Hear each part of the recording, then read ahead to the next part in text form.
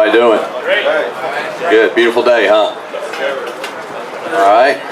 Well, our guest speaker today is Kelly Lloyd, and she's here to talk to you about her personal experience with MUSC Children's. So I'm going to go ahead and turn it over to her. Good morning. I appreciate y'all giving me an opportunity to avoid taking my daughters to school this morning. This is a much better place I'd rather be.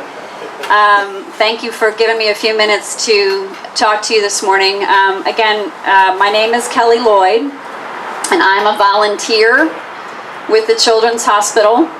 I'm not your standard volunteer that goes in and works with the families or holds babies. I do a lot of work to help involve families in some of the big decisions that the hospital makes.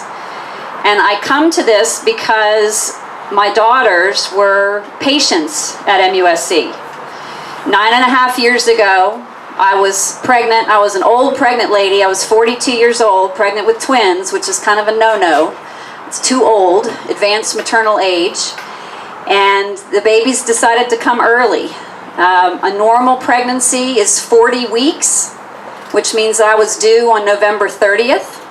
But my babies decided to come 11.5 weeks early and were born instead on September 11th.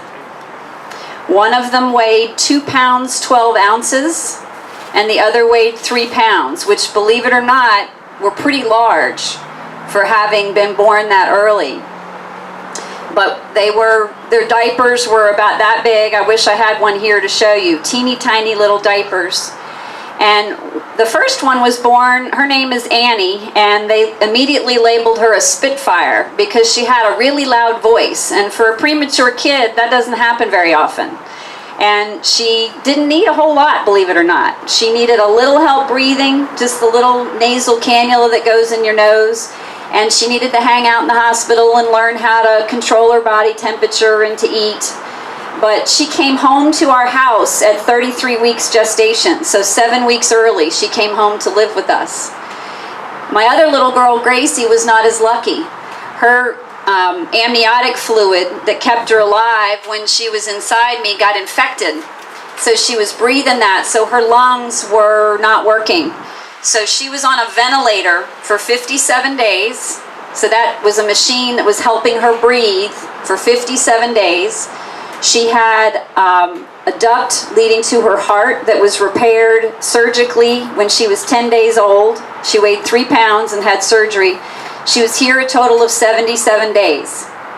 And I wish I had pictures to show you what they looked like then and what they look like now. But they are 9.5 years old. They're students at St. Andrew's School of Math and Science up the street. And other than the fact that they're 9 and drive me crazy, they're perfect and wonderful and beautiful children, thanks to the neonatal intensive care unit, which you all are helping build on floor 5 of this building. So because of my experience, I wanted to be able to give back as a volunteer. So I am chairman of the Patient and Family Advisory Council, which is a group of family members that get together again, and we help this hospital make major decisions. And when it came time to build and design this new hospital, I was fortunate enough to be asked to participate. I sat on the steering committee with all the upper management of the hospital.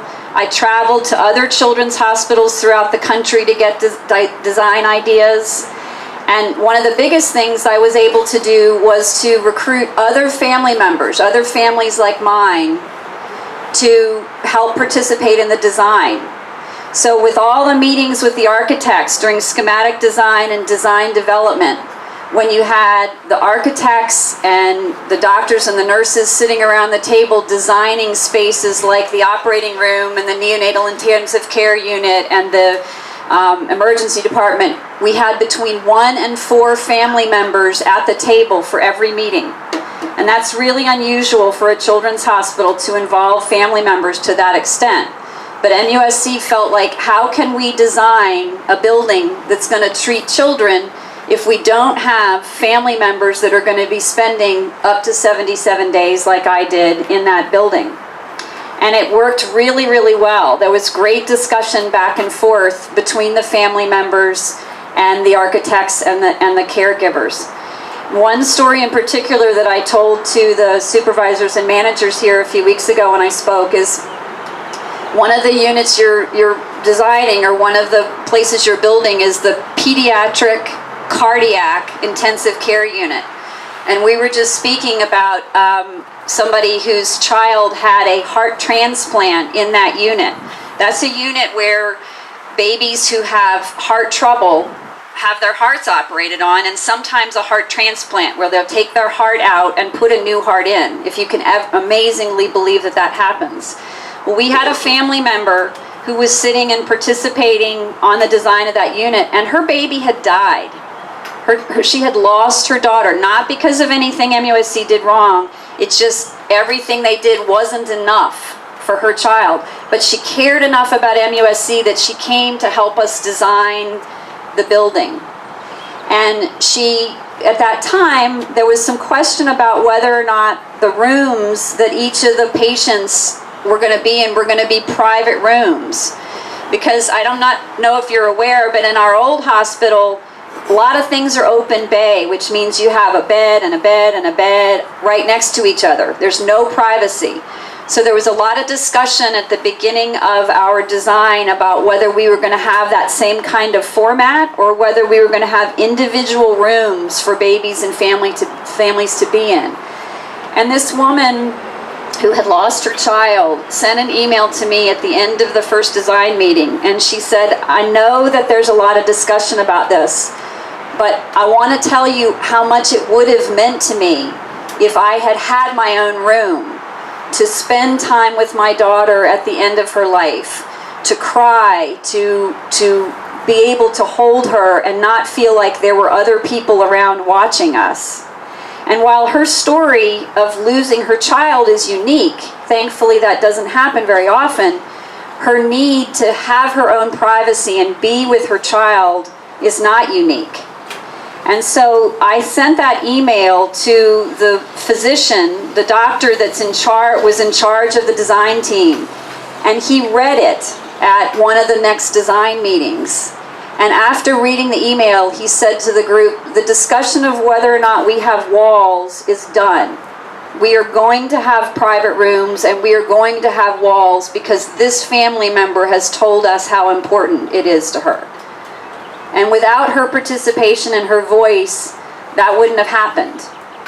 They probably would have built a model similar to what they have. So families were very integral in the design of this building because they weren't there just designing something that looked nice or felt nice. Their design helped design a place where their own kids are going to go. There are family members whose kids have sickle cell anemia and diabetes and unique genetic disorders whose kids have to come here all the time for treatment. And so those family members whose kids are going to be visiting here were integral in the design. So I want to let you all know, as somebody who doesn't get paid for the work that I do at MUSC, I do it because of what MUSC did for my kids. And so I want to let you all know how much I appreciate what you're doing. It's a job for you, but for me, you're creating a space of healing, and you're building not just a building, not just a hospital, but you're building a place that helps heal children like mine.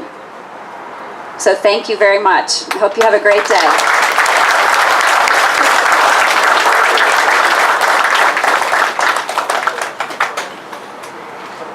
I gotta quit following these awesome speakers. All right, PPC for the week. With everything back up and running, we've got everybody back working where they want to, where they need to be. So we went from 49% to 68% for the week. So I should give yourself applause for that. And then real quickly, before I turn it over to Christina, I just want to mention that barricades, we've had some discussions, some people have brought it up to me, and I want to just kind of take a quick moment to explain, caution tape versus danger tape. The yellow tape, you enter in that area, but you obviously enter in with caution. You try to identify the hazard, you do identify the hazard before you walk in. If you got any questions, find out who's working in that area and identify it, and then you can go in. With the red tape, like you'll notice over there with steel erection in some areas, that red tape you do not cross without permission to whoever put the red tape up. and there should be a panel over there with the telephone number and the name if we put that up. So please contact them before you ever enter in that area. Okay, any questions on that?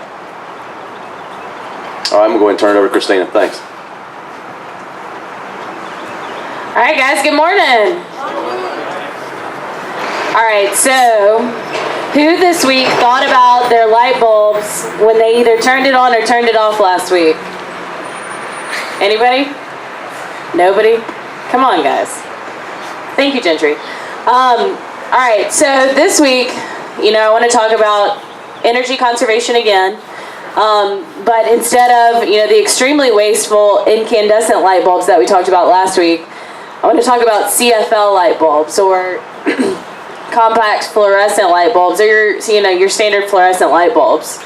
So it's a common misconception that you waste more energy turning them off, because sometimes you think, hey, these lights are really difficult to turn on, they take a little bit of time, so it wastes a lot of energy flipping the switch. But there is a rule of thumb with fluorescent light bulbs. So, we're talking about the long tube lights, or, there's also some light bulbs that are CFLs. But the standard rule of thumb is if you're going to be out of the room or Connex or, what have you, for less than 15 minutes, then you should leave it on. But if you're going to be gone for 15 minutes or more, it saves more energy to turn it off. So think about that this week. Thanks. All right, I'll be brief, and I did want to thank again Kelly Lloyd. That was a great story. Many of y'all may have stories like that. Most of y'all out here that are building this hospital are local. That's very important. What we're going to leave behind will be in your neighborhood. It'll take care of your kids and your kids' kids, and hopefully that means something much more than just these brick and mortar. So we will try to do more what we call connect to purpose. That's the reason we're out here. We all obviously need a paycheck, but we also are doing something that we think is pretty special. So on continuous improvement, I thought we had a good grand opening yesterday. We had a good barbecue, beautiful weather. Our job site on-site store is open. I really encourage you to stop by and see it. Where's Kenny Lester? Kenny's back there. Kenny will be manning the store for this week, and then we'll be bringing on some people from our partners, Hard Hat Transportation. But he will be out there getting with you. Stop by and check it out. Our prices are competitive, and we are hoping it takes off. It's a service to help us be more efficient out here. Many of you guys already purchased stuff from us, but now we have it out here on site, and it's really supposed to be a service. It's something innovative, but we need to try to use it. Kenny will be out there getting with you, foreman, seeing if there's anything you need day to day, and hopefully this is an asset for the project. We're really going to push it pretty hard. So with that, we got a giveaway, Jake. Looks like we got a screwdriver set for Vincent Cash. Vincent? All right, Vincent. All right, guys. Thank y'all very much. Y'all have a safe week. Appreciate everything y'all are doing.